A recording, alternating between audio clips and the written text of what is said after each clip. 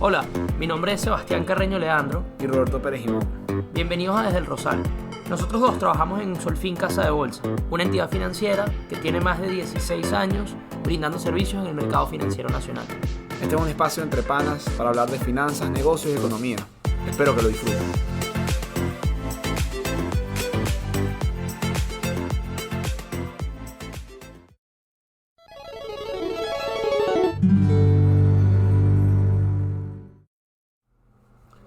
Buenas, ¿cómo están? Bienvenidos a Desde el Rosal. Aquí estamos con nuestro nuevo invitado, el queridísimo y conocidísimo economista de Ecoanalítica, Guillermo Arcay, que viene de su lujosísimo viaje de esquí por Courchevel. Por el mundo. Fue ¿no? una gira. Me imagino Vail, de Vermont, Killington, my God, todos esos lugares extravagantes. Muchas gracias por la invitación, vale. Es un placer estar aquí, además con dos grandes amigos. Guillermo estudió con nosotros, también en la Católica, estuvo en nuestro grupo. Trató. Bueno, lo intentó. Pero Guillermo está viniendo acá para darnos una charla sobre este nuevo fenómeno que ha aparecido, que es el tema de los bodegones y la sensación de abastecimiento y, para algunas personas, mejora económica del país que han tenido. En pocas palabras, Guillermo, ¿cómo surgieron estos bodegones? A ver, creo que los bodegones, la existencia o el surgimiento del fenómeno de los bodegones depende de tres causas principales. La primera es el proceso de apreciación del tipo de cambio real que ha estado viviendo Venezuela desde noviembre del 2017, justamente el mismo mes donde comienza la hiperinflación. Los precios de los bienes y servicios empiezan a subir mucho más rápido que el precio del dólar y el resto de las divisas fuertes foráneas, y pues los productos del mercado internacional comienzan a hacerse más competitivos con el tiempo en el margen, ¿no? Veníamos de una época donde por la salida de capitales el tipo de cambio real más bien se había depreciado en gran medida, y Venezuela partía de un punto inicial en donde prácticamente los mercados internacionales estaban cerrados para ella, porque las importaciones eran extremadamente poco competitivas dado el tipo de cambio real, dado los términos de intercambio. Okay, entonces en el momento en que los términos de intercambio empiezan a cambiar en la dirección contraria, pues la competitividad de las importaciones empieza a ser cada vez mayor. Ese es el primer punto. El segundo punto creo que tiene que ver con el proceso de dolarización. Poco a poco, en la medida en que el bolívar que la demanda de bolívares fue cayendo, y en que los saldos monetarios reales fueron disminuyendo, los venezolanos pasaron de tener en bolívares el equivalente a 6 meses, 3 meses, 1 mes, 2 semanas de consumo, pasaron a tener hoy día probablemente 2-3 días de consumo o menos en bolívares, y el resto de su patrimonio, el resto de sus ahorros en divisas fuertes fuera del país o invertido en activos de cualquier índole.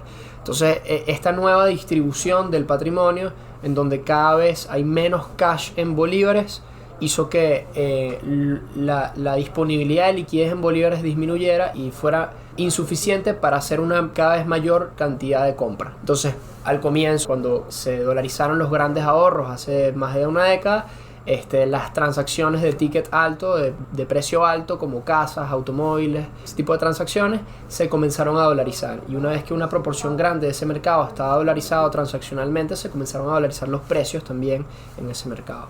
Poco a poco, en la medida en que los venezolanos han necesitado utilizar esa parte de su cash que está en dólares en el exterior para hacer transacciones de cada vez menor precio, entonces esas transacciones de menor precio se han ido dolarizando, y los precios en esos mercados también se han ido dolarizando. Vemos como, por ejemplo, si comparamos el ratio de productos dolarizados en el sector de electrodomésticos, va a ser mucho más alto, de cerca de más de 80%, es más alto que la dolarización en productos de cuidado personal, por ejemplo, cepillos de dientes, que son productos que están dolarizados cerca del 40%, según nuestras encuestas, en las partes más urbanas de las principales capitales del país.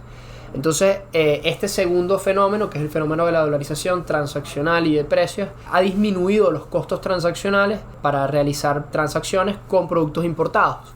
porque se ha eliminado el riesgo cambiario en la medida que uno importa productos con dólares, los trae, los vende en dólares y no tiene que pasar por todo el proceso de compra y venta de divisas intermedio que puede terminar generando problemas en el flujo de caja en la medida que la volatilidad cambiaria pueda perjudicar. Eso fue lo que sucedió, disculpa que te interrumpa, cuando se eliminó SICAD 2 y bueno, se eliminó todo el tema de SICAD y empezó a entrar el tema de las mesas cambiarias. Bueno, en ese momento se trataba de DICOM 4. DICOM, exacto, DICOM. Estábamos viendo el nuevo DICOM, que fracasó como todos los que vinieron antes, pero ya ese nuevo DICOM había disminuido la brecha cambiaria significativamente con respecto al tipo de cambio del mercado libre. Y cuando hubo la última reforma, bueno, la penúltima reforma del mercado cambiario, entonces se terminó de cerrar esa brecha cambiaria y esa brecha cambiaria generó un menor riesgo de volatilidad cambiaria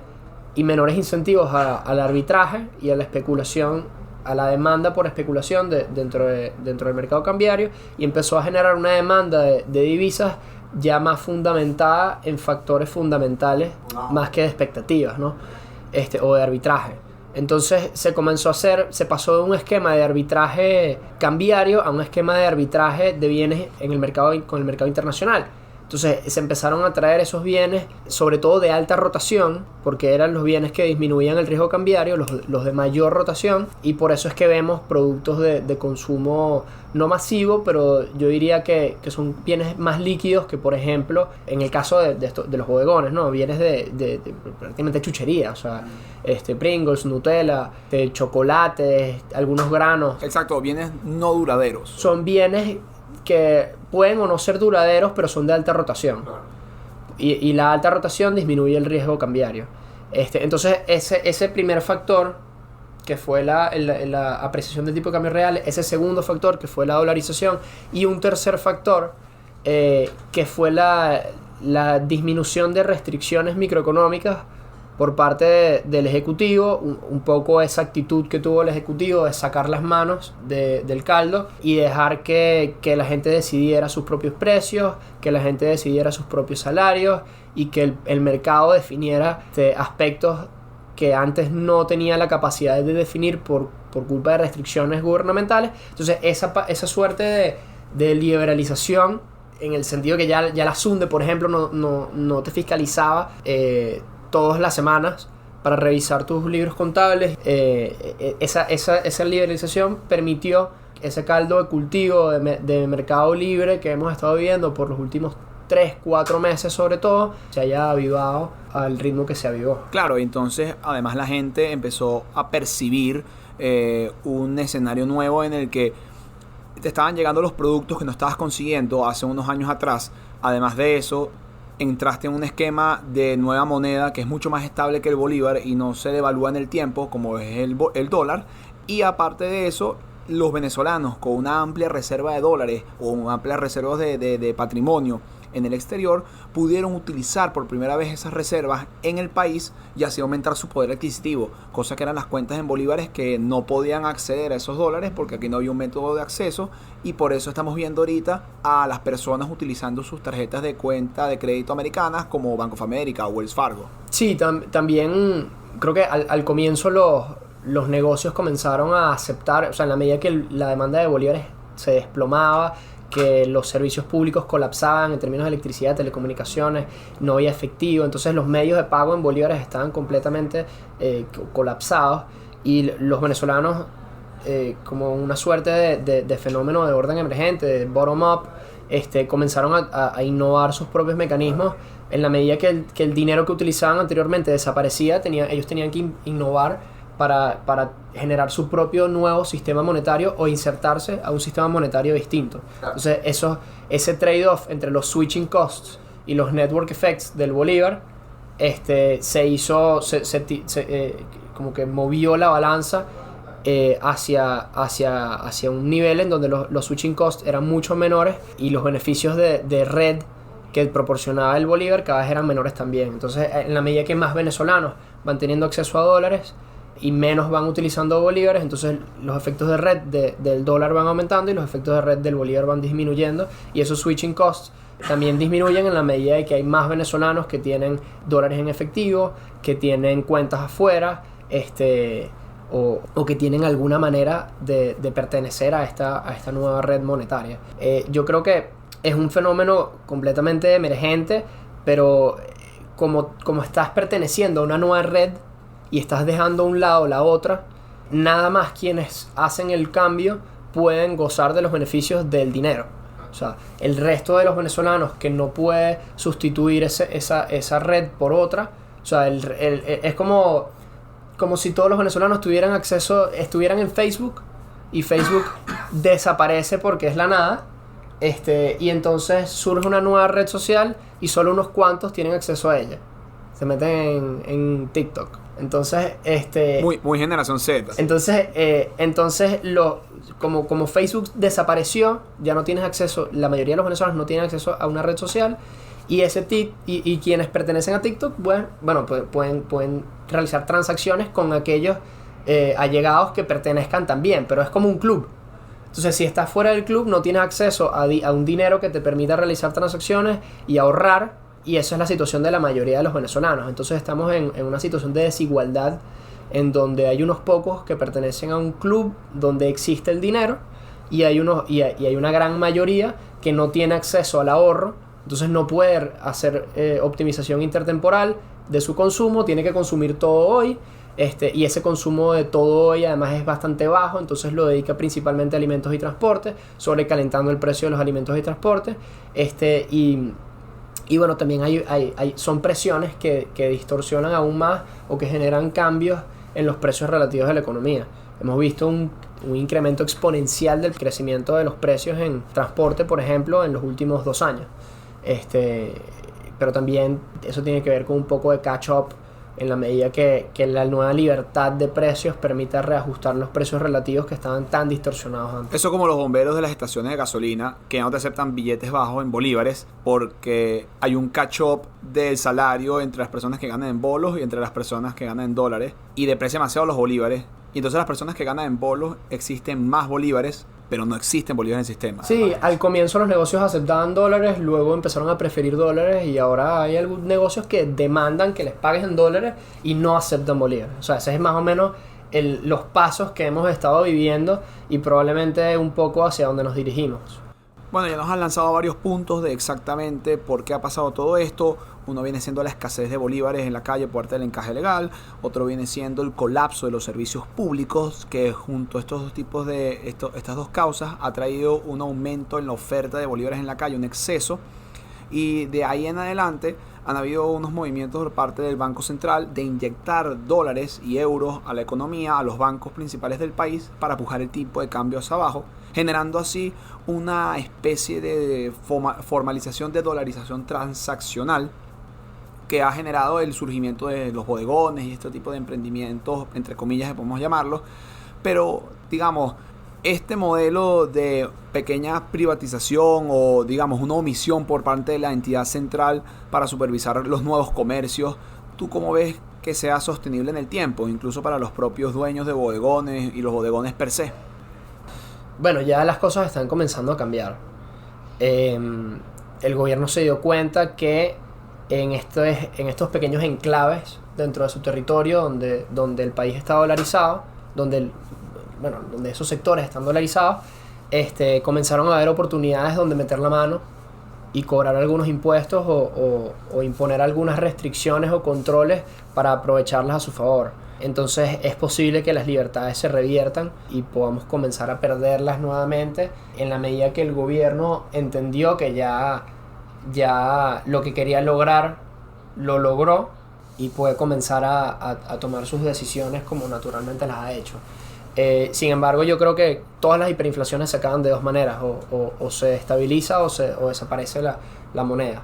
Y los dos casos son posibles, pero creo que lo más cercano que podríamos tener, o la posibilidad más probable, es la de una dolarización. Y la dolarización, así sea formal en papel, dentro del territorio, así el gobierno comience con estos nuevos impuestos que va a cobrar en dólares a tener gastos en dólares, así la población que pertenece al club dolarizado incremente hasta un punto donde alcance una masa crítica, así todas esas cosas ocurran, así el sistema financiero genere productos para el ahorro en dólares, créditos en dólares y transferencias interbancarias en dólares.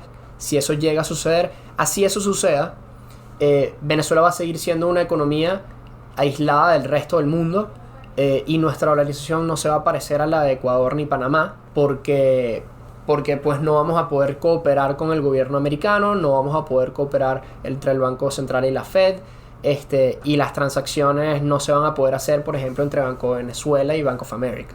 O sea, vas a tener algunas restricciones, pueden ser formales o informales, en términos legislativos o de over compliance, que no te permitan hacer transacciones y que la dolarización no sea completa. Guille, ¿qué implicaciones tiene este proceso que estamos viviendo con los bodegones y con esa dolarización de facto sobre el mercado cambiario? Es decir, el mercado cambiario en Venezuela siempre ha tenido un protagonismo importante desde que se estableció el control de cambio, y bueno, es un mercado que a veces cuesta un poco entenderlo. Entonces quizás una liberación de un pago o algo por el estilo genera un exceso de demanda por dólares y hay muchos bolívares en la calle, etc. Pero la pregunta es, ¿hay alguna implicación de este fenómeno que estamos viviendo sobre el mercado cambiario? A ver, el impacto de todo esto y de también sus causas ha sido una reducción significativa del tamaño de la economía en bolívares, y sobre todo el tamaño de la liquidez en términos reales en bolívares. Para sacar una cuenta rápida, a comienzos de 2015 la liquidez monetaria era cerca de 20.000 millones. Hoy la liquidez monetaria es cercana a los 600 millones de dólares.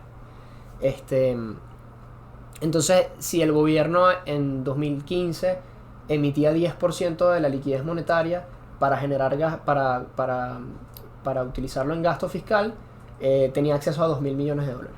Hoy por hoy, si emite 10% de la liquidez monetaria, tiene 60 millones de dólares. Entonces, pequeños pagos que tengan que ser financiados extraordinariamente por emisión de dinero, hoy son mucho más inflacionarios que en el pasado y generan mucho más distorsiones, tanto en el mercado de bienes y servicios como en el mercado cambiario, a través de pues una pérdida de valor del bolívar. O sea, en la medida que tanto los bienes y servicios como el dólar están denominados en bolívares, en el tipo de cambio, y en esos precios, cualquier choque al mercado de bolívares es un choque a los precios en esos mercados. Y cualquier pequeño financiamiento monetario tiene un impacto mucho más grande que en el pasado. Eso por un lado. En segundo lugar, creo que ha tenido un impacto la dolarización. O sea, la dolarización tuvo un impacto porque redujo el tamaño del mercado en bolívares. Pero además ha tenido un impacto porque ese paso intermedio de bolívar-dólar bolívar o dólar-bolívar-dólar ya no es necesario en todo momento. Entonces, por ejemplo, la demanda de dólares por cobertura se ha reducido dramáticamente porque ya los dólares están cubiertos. O sea, ya los ingresos están cubiertos en dólares porque los ingresos son en dólares. Entonces ya no hay una demanda de dólares por cobertura, o hay una menor demanda de dólares en cobertura porque ya los ingresos no son en bolívares que tengan que ser cubiertos. Claro. Entonces la demanda de dólares depende de otros factores hoy que antes. Y en la medida que la contabilidad y que los flujos de caja se puedan dolarizar, pues el rol del bolívar va a ser cada vez más irrelevante, y la dolarización impulsa eso. Entiendo. Guille, cuando tú ves la situación en la que estamos hoy, pudieses decir, o sea, bueno, lo que quiero es saber qué opinas de esta afirmación. El cambio que hemos experimentado en el último año y medio, que nos ha llevado a tener un estado más pequeño, pero político o socialmente más sólido, por la sensación de bienestar que se ha generado producto de la liberación a medias que ha experimentado la economía. ¿O no estarías de acuerdo con esa afirmación? A ver, esto no sucedió por coincidencia. Esto es un fenómeno que surgió de abajo hacia arriba, pero que se permitió que ocurriera. algo no muy común en la economía venezolana y sobre todo con el régimen que gobierna. Creo que surge como respuesta a presiones internas que habían y que eran producto de la eliminación de rentas asociadas al contrabando de gasolina, oro y demás, producto a la desaparición del subsidio cambiario desde comienzos del año 2019. Entonces se generan ciertos roces internos. Además tienes los stocks congelados afuera y los flujos se disminuyen. Entonces eso genera, como ya no tienes rentas privadas para distribuir, existe la opción de cambiar a un modelo de provisión de bienes públicos. Y en ese modelo de provisión de bienes públicos, donde le puedes llegar, evidentemente no a todo el país, pero a esa pequeña élite que al régimen le interesa llegarle, que es la pequeña élite, no es el electorado, sino el selectorado, ese pequeño selectorado, que son aquellos que tienen la capacidad de generar un cambio político, en la medida que se calmen esas presiones, pues va a haber un beneficio de estabilidad política para la coalición de gobierno. Y eso es, en mi opinión, lo que se ha buscado con estas medidas de liberalización. Sin embargo, hemos vivido casos similares a nivel global de regímenes autoritarios, estatistas y comunistas que liberan cuando se encuentran con problemas económicos, como la Unión Soviética en 1923, como Hungría en 1945. Tienen un pequeño paso hacia adelante en la dirección correcta de liberar, pero una vez que alcanzan cierta estabilidad política, dan 5 pasos hacia atrás y vuelven a controlar absolutamente todo. Entonces esto podemos estar en el ojo del huracán en términos de libertades económicas, y la complacencia nos puede salir caro de cara al mediano plazo. Entonces, tú dirías que en el mediano plazo, no sabemos en qué momento, pero podemos ver una fiscalización por parte del SUNDE entrando a un bodegón de esto que nosotros conocemos y diciendo que los pañales Huggies Pampers están demasiado caros y entonces esto es para el pueblo, o también el pote de mantequilla de Manifigi, o incluso la carne Angus de Texas. ¿Tú pudieras ver eso en este plazo? Exactamente. Y no solo es que es una posibilidad y siempre la ha sido, sino que desde esta semana hay una declaración de intenciones por parte del CENIAT de comenzar a ponerle el ojo, poner la lupa sobre los bodegones y los productos y los vendedores de productos importados. Ya se anunció el impuesto. Eso quiere decir que van a estar revisando los libros, y eso quiere decir que existe la posibilidad de que las fiscalizaciones de la SUNDE vuelvan.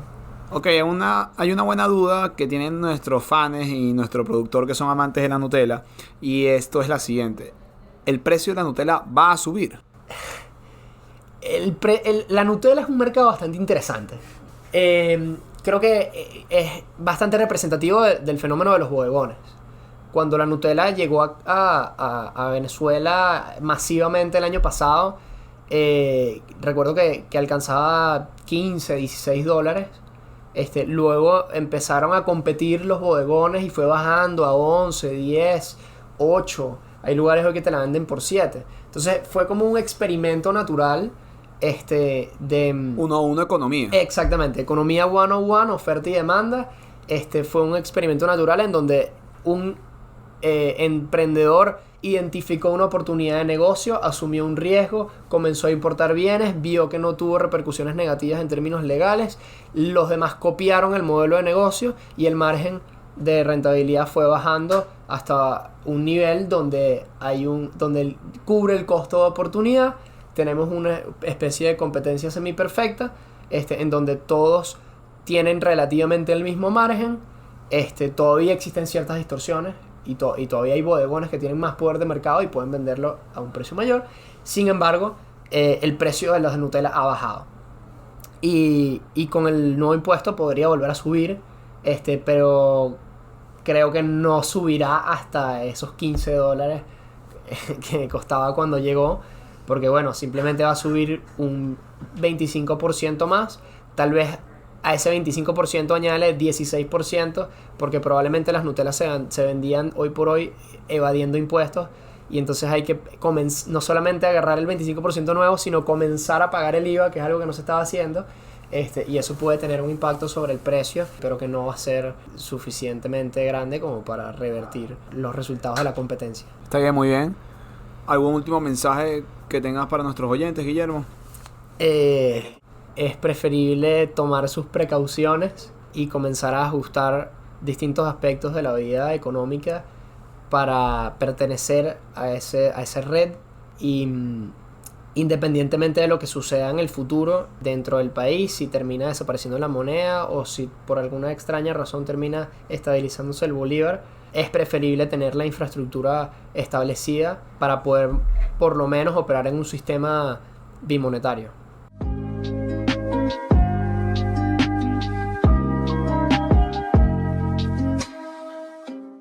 Bueno, oyentes del Rosal, esperamos que hayan disfrutado la conversación con Guillermo.